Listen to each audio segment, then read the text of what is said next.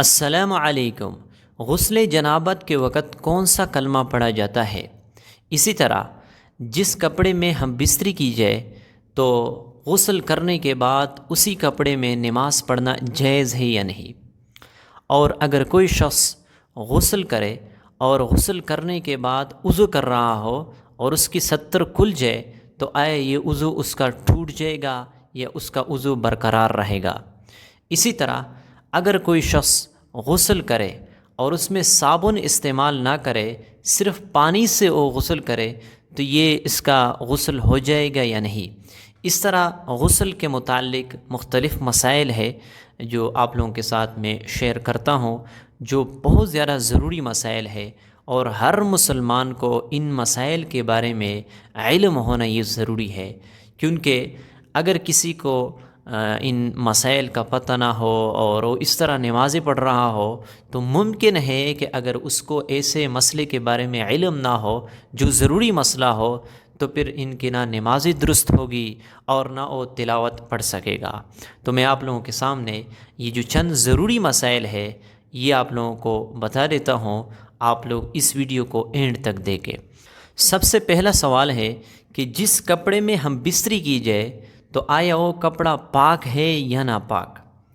دیکھو، اگر اس کپڑے پر کوئی نجاست لگ چکی ہے، یعنی اس پر کوئی گندگی لگی ہے، نجاست لگی ہے، منی کے قطرے اس پر لگے ہوئے ہیں تو پھر وہ کپڑا ناپاک ہے۔ لیکن اگر اس پر کوئی اس طرح نجاست نہیں لگے ہوئے ہے تو پھر وہ کپڑا پاک ہے، اس میں وہ نماز پڑھ سکتا ہے۔ حضرت عائشہ رضی اللہ تعالی عنہا فرماتی ہے کہ کنت اغسل الجنابہ من ثوب رسول اللہ صلی اللہ علیہ وسلم، کہ میں نبی صلی اللہ علیہ وسلم کے کپڑوں سے جنابت دھویا کرتی تھی۔ تو اس سے معلوم ہوتا ہے کہ اگر کپڑوں پر کوئی نجاست لگی ہوئی ہے تو پھر اس کو دھونا یہ ضروری ہے، لیکن اگر جنابت نہ ہو، کوئی ناپاکی کپڑے کے اوپر نہیں لگی ہے تو پھر یہ کپڑا پاک ہے، اس میں انسان نماز پڑھ سکتا ہے۔ اور اس طرح ایک اور روایت ہے، حضرت معاویہ بن ابی سفیان رضی اللہ تعالی عنہ فرماتے ہیں کہ میں نے اپنے ہمشیرہ سے، اپنے بہن سے یہ سوال کیا، هل کان رسول اللہ صلی اللہ علیہ وسلم یصلی فی ثوب الذی یجامعها فیہ، کہ آپ صلی اللہ علیہ وسلم جس کپڑے میں ہم بستری فرماتے، صحبت کرتے، آیا اس میں نماز پڑھتے؟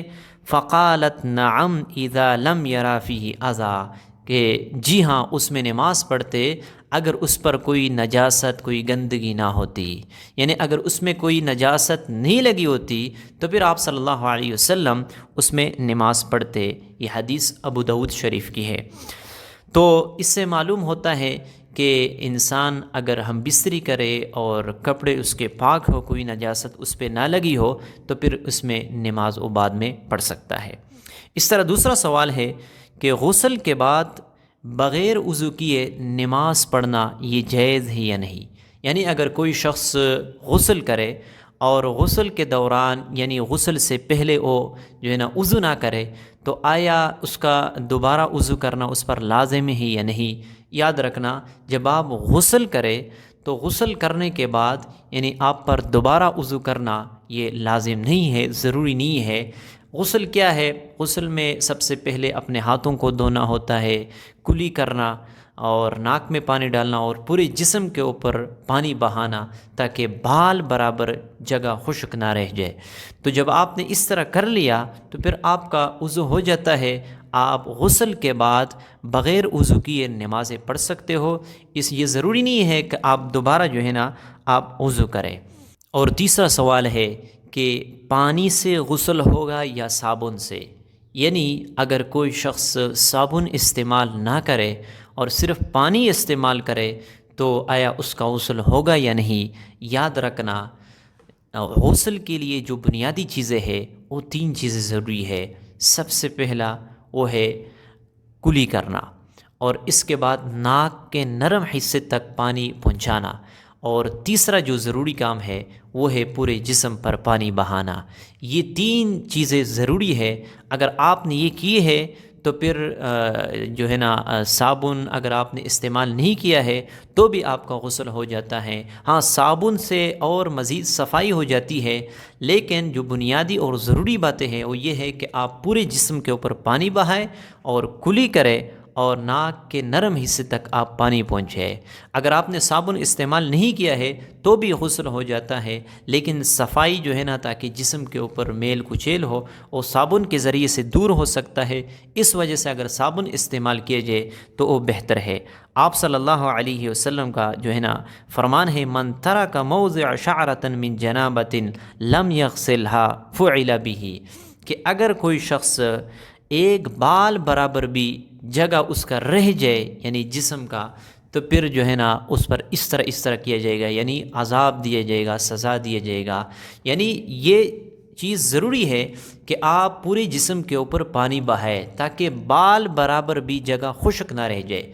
اگر آپ غسل اس طریقے سے کریں کہ آپ کے جسم میں کوئی بال برابر جگہ خشک رہ چکی ہے تو آپ کا غسل نہیں ہے، یعنی آپ کا غسل نہیں ہوا ہے، چاہے آپ نے صابن بھی استعمال کیا ہے، جو کچھ آپ نے استعمال کیا ہے تو پھر آپ کا غسل نہیں ہوا ہے۔ لیکن اگر آپ نے پورے جسم کے اوپر پانی بہایا ہے اور آپ کے جسم میں یعنی بال برابر بھی جگہ خشک نہیں ہے، یعنی ایسے ہے کہ آپ نے پورے جسم کو گیلا کیا ہے، تو پھر آپ کا غسل ہو جاتا ہے۔ تو اس میں صابن کا استعمال کرنا یہ ضروری نہیں ہے، ہاں اس سے صفائی ہو جاتی ہے۔ اور چوتھا سوال ہے کہ حیض سے پاک ہونے کے بعد غسل کا طریقہ کیا ہے؟ یاد رکھنا، غسل کا طریقہ بالکل آسان ہے، وہی طریقہ ہے جس طرح عام غسل کیا جاتا ہے کہ سب سے پہلے ہاتھوں کو دھونا، پھر اس کے بعد جو ہے نا شرمگاہ سے جو نجاست ہو اس کو دور کر دینا، اور اس کے بعد وضو کرنا۔ وضو کرنے کے بعد پہلے دائیں کندھے کے اوپر پانی ڈالنا، پھر بائیں کندھے کے اوپر، پھر سر پر، تاکہ جسم میں کوئی جگہ بھی خشک نہ رہ جائے۔ تو حیض کے بعد جو ہے نا یعنی حیض سے پاک ہونے کے لیے کوئی اس طرح علیحدہ جو ہے نا طریقہ نہیں ہے کہ غسل کا عام جنابت سے پاک ہونے کا غسل کا طریقہ اور ہے اور حیض سے پاک ہونے کا طریقہ اور ہے، نہیں، بالکل جو طریقہ غسل جنابت کا ہے وہی طریقہ جو ہے نا حیض کے بعد پاک ہونے سے بھی ہے، تو کوئی اور طریقہ نہیں ہے، بس یہی طریقہ ہے کہ آپ نے سنت کے مطابق جو ہے نا غسل کرنا ہے، جو میں نے آپ لوگوں کو طریقہ بتا دیا۔ اس طرح اور سوال ہے کہ ناپاکی کے غسل کرتے وقت کون سا کلمہ پڑھنا ہوتا ہے؟ بعض لوگ سمجھتے ہیں کہ جو آدمی ناپاکی کی حالت میں ہوتا ہے تو اس کے لیے ایک مخصوص کلمہ ہے، اس کا پڑھنا یہ ضروری ہے۔ یاد رکھنا، کوئی بھی اس طرح کلمہ نہیں ہے جو ضروری ہو غسل جنابت کے لیے۔ اس کے لیے کیا ضروری ہے؟ اس کے لیے آپ نے 3 کام یہ لازم کرنے ہیں۔ سب سے پہلے منہ میں پانی ڈالنا اور ناک کے نرم حصے تک پانی پہنچانا اور پورے جسم کے اوپر پانی بہانا تاکہ بال برابر بھی جگہ خشک نہ رہ جائے۔ تو کلمہ آپ غسل جنابت کے وقت آپ نے کوئی بھی کلمہ نہیں پڑھنا، کیونکہ واش روم میں کوئی بھی کلمہ آپ نہیں پڑھ سکتے۔ ہاں، اس سے پہلے یعنی آپ واش روم میں داخل نہیں ہوئے ہو، اس سے پہلے آپ جو ہے نا بسم اللہ پڑھ سکتے ہو، کیونکہ آپ صلی اللہ علیہ وسلم کا فرمان ہے کل امر ذی بال لم یبدا فیہ ببسم اللہ فہو ابتر، کہ ہر وہ شرافت والا کام، اچھا کام، اگر وہ بسم اللہ سے شروع نہ کیا جائے تو ادھورا ہے۔ تو ہر کام بسم اللہ سے شروع کیا جائے، یعنی واش روم سے پہلے آپ بسم اللہ پڑھ لے اور کپڑے کی جو مسنون دعا ہے وہ پڑھ لے، اس کے بعد جو ہے نا آپ واش روم میں داخل ہو سکتے، لیکن واش روم کے اندر آپ کوئی کلمہ نہیں پڑھ سکتے۔ تو اس طرح کوئی بھی کلمہ نہیں ہے کہ اگر وہ آپ نہ پڑھے تو آپ کی غسل جنابت نہیں ہو جاتی۔ ہاں، آپ نے اگر یہ کام کیا ہے، یہ جو 3 کام میں نے آپ لوگوں کو بتا دیا، کلی کرنا، ناک میں پانی ڈالنا اور پورے جسم کے اوپر پانی بہانا، تو پھر آپ کا غسل جنابت ہو جاتا ہے۔ اس طرح ایک اور سوال ہے، اگر وضو نہ کیا اور شاور کے نیچے کھڑے ہو کر غسل کیا تو غسل ہوگا؟ جی بالکل ہوگا۔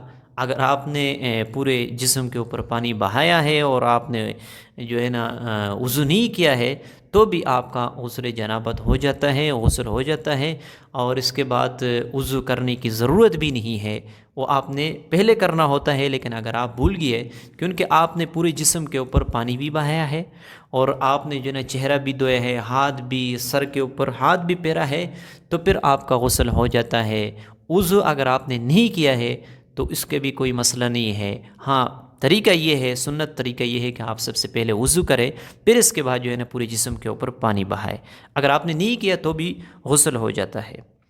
اس طرح ایک اور سوال ہے، اگر وضو کے وقت ستر کھل گیا تو وضو ہو جائے گا یا نہیں؟ یاد رکھنا، وضو ہو جائے گا۔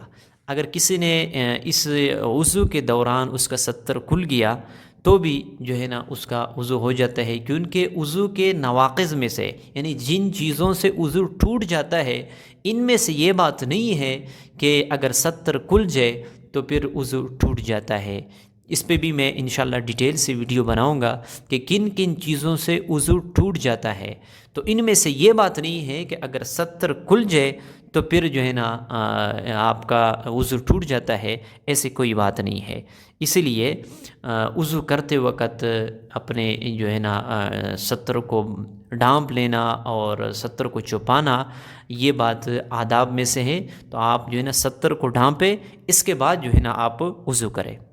ایک اور سوال ہے کہ غسل کے بعد اگر وہی کپڑے پہن لیے تو غسل ہوگا یا نہیں؟ جی ہاں، بالکل غسل ہوگا، کیونکہ آپ نے جو غسل کی بنیادی چیزیں ہیں وہ آپ نے پوری کی ہے، یعنی منہ میں پانی ڈالنا، ناک کے نرم حصے تک پانی پہنچانا اور پورے جسم کے اوپر پانی بہانا۔ تو آپ نے جب یہ کام کیے ہیں تو پھر آپ کا غسل ہوگا۔ ہاں، ان میں ایک بات ہے، یعنی جو کپڑے پہن رہے ہو آپ، اس میں اگر نجاست لگا ہوا ہو تو پھر سب سے پہلے آپ اس نجاست کو دور کر دیں، ان کو صاف کریں، اس کے بعد آپ پہن لیں۔ اگر اس پر کوئی نجاست نہیں لگی ہوئی ہے تو پھر اس کپڑے کو آپ پہن سکتے ہو، کوئی حرج نہیں ہے اس میں، آپ نماز بھی پڑھ سکتے ہو اور آپ کا غسل بھی ہو چکا ہے۔ تو یہ ضروری نہیں ہے کہ آپ نیا کپڑا پہن لیں یا کوئی اور کپڑا جو ہے نا غسل کے بعد آپ کا پہننا یہ ضروری ہے، نہیں، آپ وہی کپڑے بھی پہن سکتے ہو، شرط یہ ہے کہ اگر وہ صاف ہو۔ لیکن آپ کا غسل ہو چکا ہے، یعنی آپ نے غسل کی جو بنیادی چیزیں وہ پوری کی ہے، تو غسل ہو چکا ہے، لیکن نماز کس کپڑے میں پڑھنا ضروری ہے؟ وہ ہے کہ اس پر کوئی نجاست نہ لگی ہوئی ہو۔